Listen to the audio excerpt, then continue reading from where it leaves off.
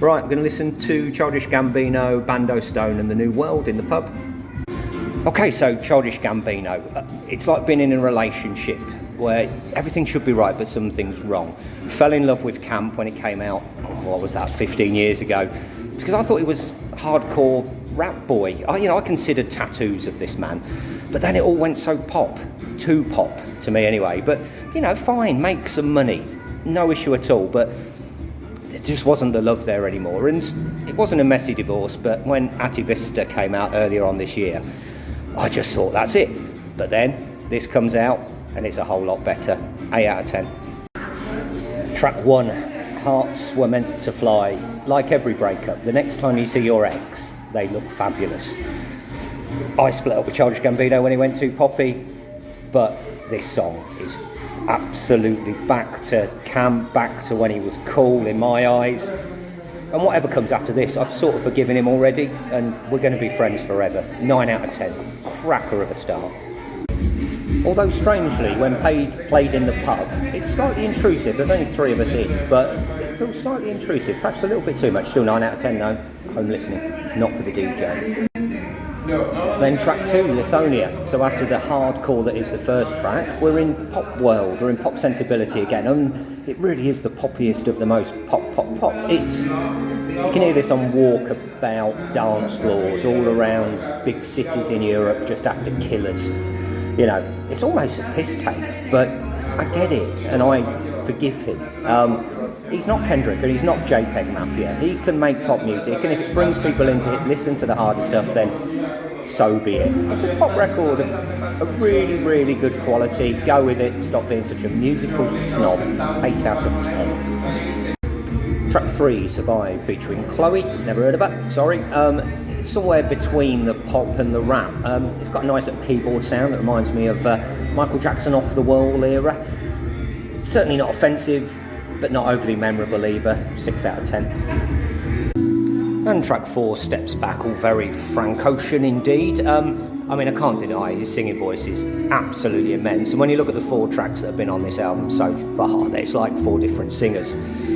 Doesn't quite connect with me, this track though, but yeah, what a range this man has. And I always argue for more eclectic music and different sounds and beats, so shouldn't complain too much. 6 out of 10. Again, track 5, Talk My Shit, back to the hip hop stuff that I love. And I just spend the whole track thinking, I don't want the pop stuff, I just want this stuff.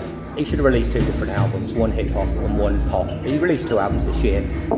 You say that, does it bring the pop kids in? I don't know. He really can hold a torch to the Kendricks, Drakes, who I'm not such a massive fan of, and JPEG Mafias, who I am a big fan of. Rapping's great, and I don't know who Flo Milli is, but she can obviously hold a tune as well. Refreshingly, differently squeaking voice that she's got. Really like this hip hop track. 9 out of 10.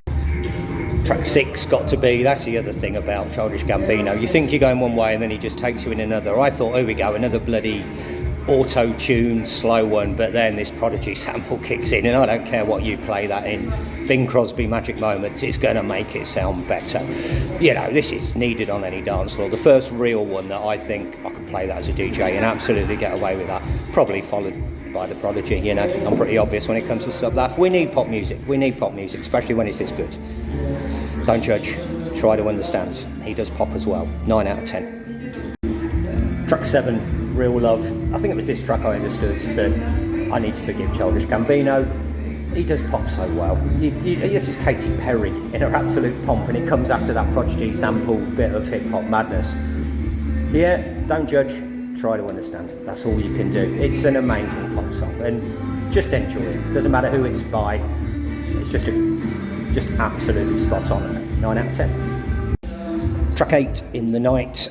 The album is a bit overlong. An hour always is going to be long for me, and I think this is a track they could have lost. I'm not overly excited. It's a good example that you're not always hit, but you could be. 5 out of 10. Track 9, Yoshinoya. It's a difficult one. You think it's going to be a decent sort of slow builder, and the first half is great, and you think it's going to go somewhere, but like Childish Gambino, it just goes somewhere that you're not expecting. And the second half of this song, if the first half is like a 7, the second half is a 9.5, and the last 30 seconds, it's like an hour of music in 30 seconds, so I'm finishing this early so I can listen to it.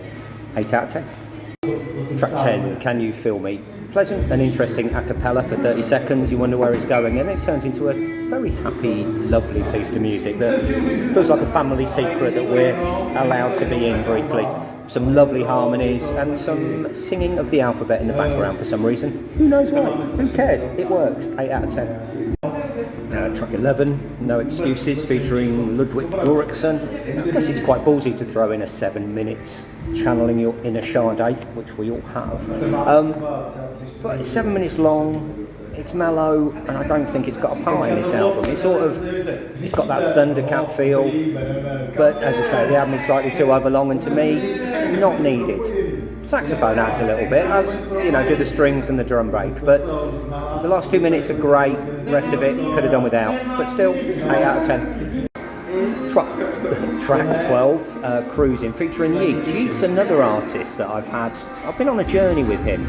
I found him too samey at first until somebody said stick with it, and when I did, I understood. And do you know what? I wish Childish Gambino was more samey. I do find this track a little bit messy, trying too hard even, but it still stirs a certain emotion in me because I love both artists. And Yeats sounds absolutely ace on this track, and yeah, 7 out of 10. Oh, and the strings sound a little bit like I Will Survive by Gloria Gaynor. That's it. Track 13, We Are God, easily a track that could be lost. Just mediocre auto-tune, plodding fodder to me. It doesn't need auto-tune. Why do singers use auto-tune when they don't need auto-tune? Answers on a postcard too. 5 out of 10. That's not the address, that's my score. Track 14, Running Around. I mean, he makes a good pop song, accept it again. It could be Avril Lavigne, and that's very difficult to be a compliment, but I sort of mean it as being. I am beaten. I'm beaten to the corner by the poppiness of Childish Gambino. As good as a pop record you'll hear this year in many ways, deserves to be a massive hit, and I hope it is. More so than Lithonia. Beautiful song. Well played. Well played. 2 pop. 9 out of 10. Track 15, Dadvocate, very Lenny Kravitz. I'll tell you what, if this was the new Oasis single, it would be bigger than Wonderwall. You know, it's a great record, and he is at his peak in many ways. I would hate to hear Liam Gallagher singing this, so he would murder it. He could murder anything, that man. Great live band sounds, top end to mid-table track for me, 8 out of 10. Track 16, Happy Survival. Who knows why anything, but this is by far my favourite track on the album. It has no place to be on this album. It just, you know, it's pop, it's hip-hop, it's pop, it's hip-hop. And then there's this, and it's beautiful, and it's so welcome, and maybe some more like this. You know, it's jazz, calypso, easy listening. It's a whole world of music, and what I love about it is if you are a Childish Gambino fan from the rap side, or from the pop side, you're going to find this little gem on here, and it's going to take you down different directions. So, you know, thank you for putting this on. It's an absolute 10 out of 10. Do an album of this as well, the third album. So you've got a hip-hop album, a pop album, and whatever this is, jazzy, smooth, loveliness album. 10 out of 10. 17th and final track. This has been a slog, I'll be honest, in the pub, but I've done it, I've got through it. A Place Where Love Goes. Most albums I listen to go out with a whimper. It's nice to hear an album go out with a bang. You know, there's not a dance floor in the land that this wouldn't make better. Yeah, it's pop, but who cares? You be you, I'll be me. And sometimes I like pop. Great way to end the album. It's been enjoyable. It's been long. 9 out of 10 for this track. So, my overall review of Childish Gambino, Bando, Stone and The New World is that it's been emotional. It's truly been emotional. Childish Gambino, I understand that you can't be what I want you to be, which is just pure hip-hop. You're not Kendrick Lamar, you're too pop for that. Lamar does pop.